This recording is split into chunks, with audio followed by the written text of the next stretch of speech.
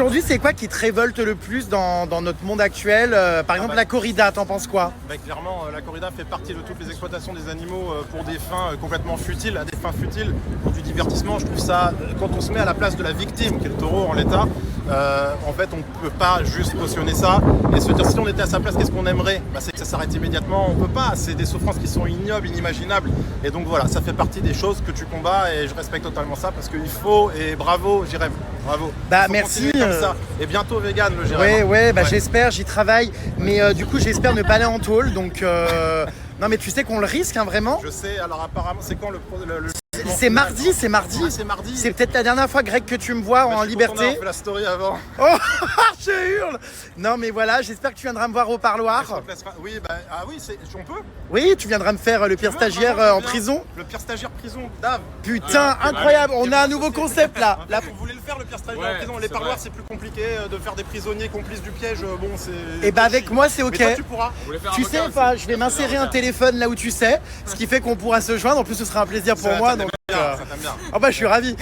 Donc voilà, on pourra se contacter, on organise ça en prison. Allez, vas-y, Jérém, ça marche. Retrouvez prochainement un nouvel épisode du pire stagiaire, donc en prison pour mon incarcération. Jérém Star. Voilà. Non, mais je suis complice de rien du tout. Voilà. Je prends juste du plaisir en faisant rentrer un téléphone en prison, vous connaissez. Mais non, voilà. Donc du coup, la corrida, ouais, terrible. T'as déjà assisté à une corrida dans ta vie? Je ne veux pas, mais si tu le fais, j'ai été obligé d'y aller. Je viendrai avec toi la prochaine fois. J'ai vu, mais je veux pas en fait. Je peux pas. J'ai vu des images de corrida et c'est tellement barbare, moyenâgeux. Voilà. Non, je pourrais pas. Même toi, Dave, tu pourrais pas assister à une corrida. Et toi, Dave, qui est pas vegan. Même moi. Non, mais cruel.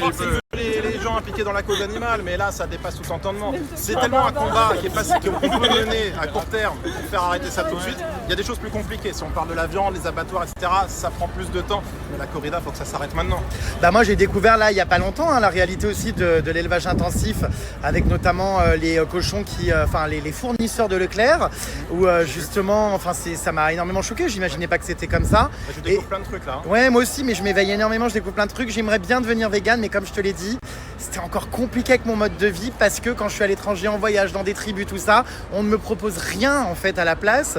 Et du coup, je crève la dalle. Dans les voyages à l'étranger, c'est plus compliqué. C'est dur. Il faut s'organiser différemment et plus on sera nombreux à voyager vegan et plus il y aura d'offres et d'alternatives.